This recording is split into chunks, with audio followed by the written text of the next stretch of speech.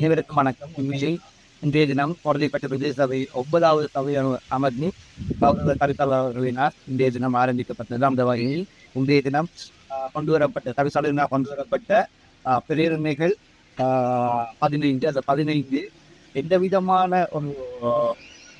விதமான ஒரு முன்வடிவு இல்லாமல் இலட்சத்தவர்களுக்கு சமீபாகிய இரியாஸ் கட்சியினுடைய நிகழ்ச்சிகளால் கௌரவ உறுப்பினர்களால் இங்கு தீர்மானங்கள் அனைத்தும் எதிர்க்கப்பட்டு செய்வது தேசிய மக்கள் சக்தியினரால் இது எதிர்க்கப்பட்டிருக்கின்றது, நடுநிலை வைக்கப்பட்டிருக்கின்றது.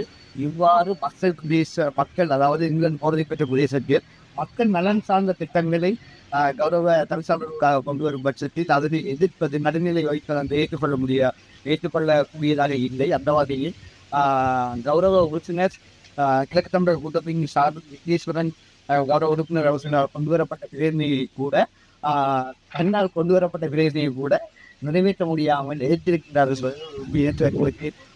வியப்பை ஏற்படுத்தி இருக்கின்றது. மக்கள் பிரதிநிதிகளாகிய நாங்கள் எங்களது பிரதேசங்களில் எங்களது கிராமங்களில் எவ்வாறான வேலைத்திட்டங்களை செய்ய வேண்டும் என்று அந்த வேலைத்திட்டங்களை நாங்கள் முன்வழிவாக கொண்டு வந்து அந்த திட்டங்களை நாங்களே எதிர்ப்பதாக இருந்தால் மக்கள் பிரதிநிதி என்ற அடிப்படையில் நாங்கள் எவ்வாறு சபையை கொண்டு நடத்துவது என்பதை சிந்திக்க வேண்டியவதாக இருக்கிறோம். அந்த வகையில் எதிர்வரும் காலங்களில் இவ்வாறான செயல்பாடுகளை நிற்குமுள்ளதாக நிராகரித்து சபையினால் கொண்டு வரப்படுகின்ற